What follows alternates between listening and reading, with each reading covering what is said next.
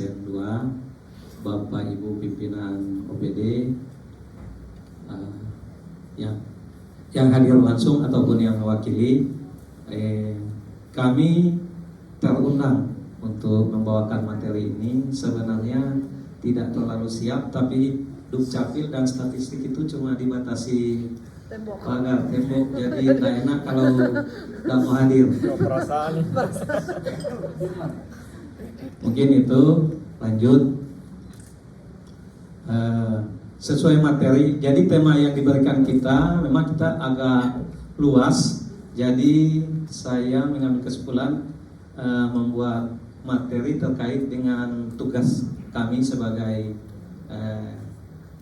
membantu wali kota dalam urusan administrasi kependudukan. Next, lanjut. Jadi visi dan misi Dinas Kependudukan dan Pencatatan Sipil Kota Temanggung. Jadi ini kalau teman-teman SKPD kalau mau cumuakan visi dan misi langsung gelisah. Tapi memang kita tidak bisa lari dari misi ini. Kalau mau cumuakan renstra langsung jaga panas dingin. Lanjut.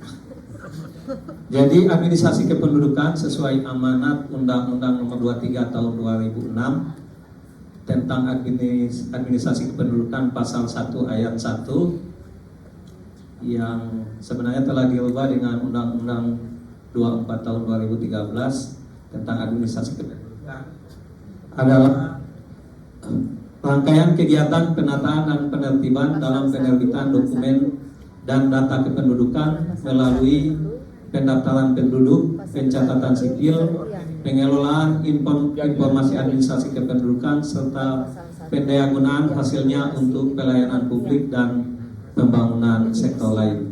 Next. Untuk dari pelayanan administrasi kependudukan, jadi pelayanan administrasi kependudukan itu sebenarnya ada 23 layanan, tapi ini yang paling banyak atau yang ada di kota-kota Temanggung. Jadi kita sudah sering dengar apa itu kartu keluarga, KTPL, KIA, surat keterangan pindah datang, next, akta kelahiran, akta kematian, akta perkawinan, dan akta perceraian. Next, akta pengakuan anak. Jadi akta pengakuan anak ini adalah pengakuan anak adalah pengakuan seorang ayah terhadap anaknya yang lahir di luar ikatan perkawinan yang sah atas persetujuan ibu kandung anak tersebut. Kemudian ada akta pengesahan anak. Akta pengesahan anak adalah pengesahan status seorang anak yang lahir di luar ikatan perkawinan yang sah pada saat pencatatan perkawinan kedua orang tua anak tersebut. Jadi ada yang belum nikah tapi sudah ada anak. Next. Kemudian dalam Undang-Undang 24 tahun 2013 tentang administrasi kependudukan, data dikelompokkan menjadi data pribadi adalah data perorangan tertentu yang disimpan, dirawat, dan dijaga kebenarannya serta dilindungi kerahasiaannya. Jadi data pribadi ini memang dirahasiakan, ini terkait nik, nama orang tua, ciri-ciri fisik, dan lain sebagainya. Kemudian database adalah kumpulan berbagai jenis data kependudukan yang tersimpan secara sistematik, terstruktur, dan saling berhubungan dengan menggunakan perangkat lunak, perangkat keras, dan jaringan komunikasi data. Kemudian data kependudukan adalah data perorangan atau data agregat yang terstruktur sebagai hasil kegiatan pendataan penduduk dan pencatatan sipil. Kemudian data agregat adalah kumpulan data peristiwa kependudukan. Jadi data ini yang paling banyak atau yang sering diminta oleh SKPD pengguna data. Next. Manfaat data kependudukan. Jadi manfaat data kependudukan sesuai dengan Undang-Undang 24 tahun 2013 pasal 58 ayat 4, yaitu untuk pelayanan publik, terutama untuk izin usaha, pelayanan pajak kendaraan, bank, pemberian bantuan sosial pemerintah seperti di dinas sosial tadi terkait NIK. Kemudian untuk perencanaan pembangunan, perencanaan pendidikan, dan perencanaan kesehatan. Kemudian untuk alokasi anggaran, perencanaan dana alokasi umum, alokasi dana khusus, alokasi dana desa, pembangunan demokrasi, yaitu data penduduk potensial pemilih pemilu DP4, kemudian untuk penegakan hukum dan pencegahan kriminal. Lanjut, data kependudukan dan manfaatnya. Jadi di lembaga negara yang memanfaatkan data dari Dinas Kependudukan dan Catatan Sipil itu atau dari Kementerian Dalam Negeri, yaitu ada 19 lembaga negara. Next. Kemudian data penduduk Kota Ambagu tahun 2021-2022.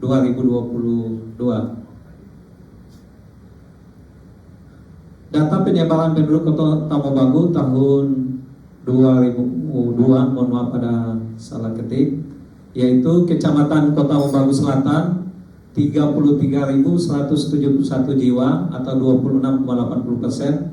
Kecamatan Kota Ambagu Timur 30.763 jiwa 24,86%. Kecamatan Kota Ambagu Barat 42.137 jiwa 34,05%. Kemudian Kecamatan Kota Ambagu Utara 17.692 jiwa. Next. Jumlah penduduk Kota Ambagu dari tahun 2000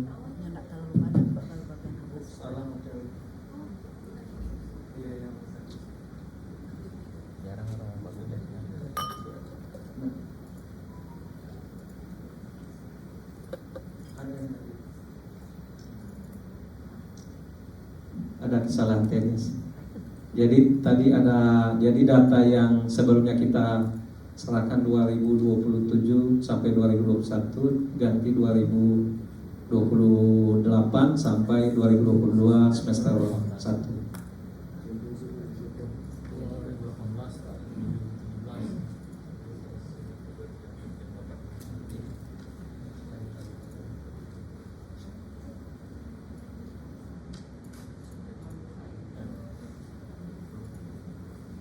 Jadi ini tahun 2018 penduduk Kota Ambagu 125.133 jiwa, 2019 123.653 jiwa, tahun 2020 123.498 jiwa, 2021 123.763 jiwa, tahun 2022 123.146 jiwa.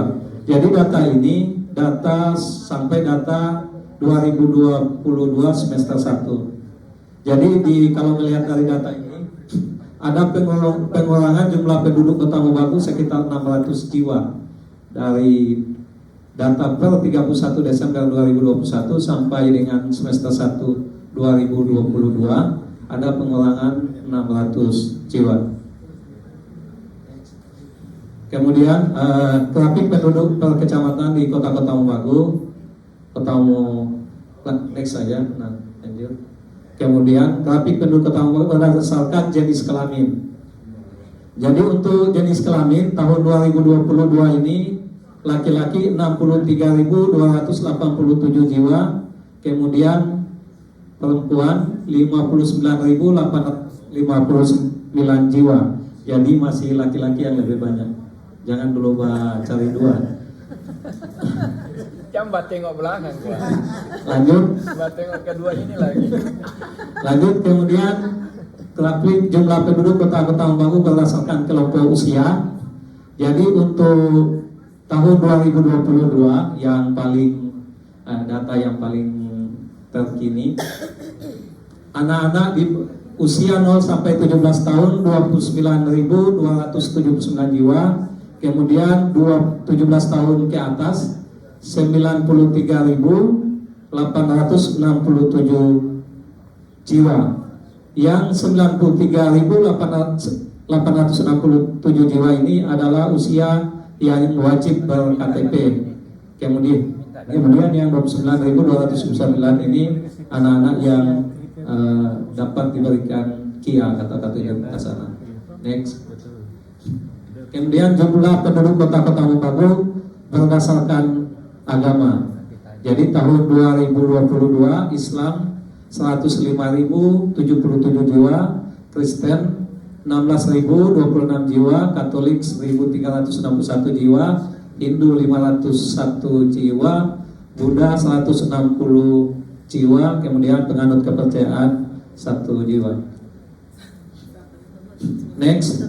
Kemudian komposisi penduduk berdasarkan jumlah tingkat pendidikan. Tahun 2022 belum sekolah 19.508 jiwa, tidak tamat SD 13.186 jiwa, tamat SD 23.022 jiwa, SLTP 21.755 jiwa, SLTA 34.217 jiwa, Diploma 2 432 jiwa, Diploma 3 1.929 jiwa, Strata 1 8.620 jiwa, Strata 2 S2 459 jiwa, S3 18 jiwa. Jadi data ini kemungkinan tidak real jumlah pendidikan di Kota Mobagu. Ini yang melapor. Jadi ini yang ketika dia mengurus kartu keluarga, dia melaporkan tingkat pendidikannya. Next.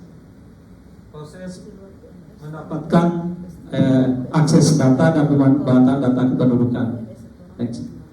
Jadi lembaga pengguna yang dilayani menurut pasal 4 pasal 6 Permendagri 61/2015 tahun 2015, Kementerian Dalam Negeri melayani lembaga negara, kementerian, lembaga pemerintah, non-kementerian, dan badan hukum usaha Indonesia memberikan pelayanan publik tingkat pusat. Kemudian pemerintah provinsi, satuan kerja peringkat daerah provinsi atau PD, pemerintah kabupaten kota, satuan kerja peringkat daerah kabupaten kota, badan hukum Indonesia yang memberikan pelayanan publik yang tidak memiliki hubungan vertikal dengan lembaga pengguna di tingkat pusat.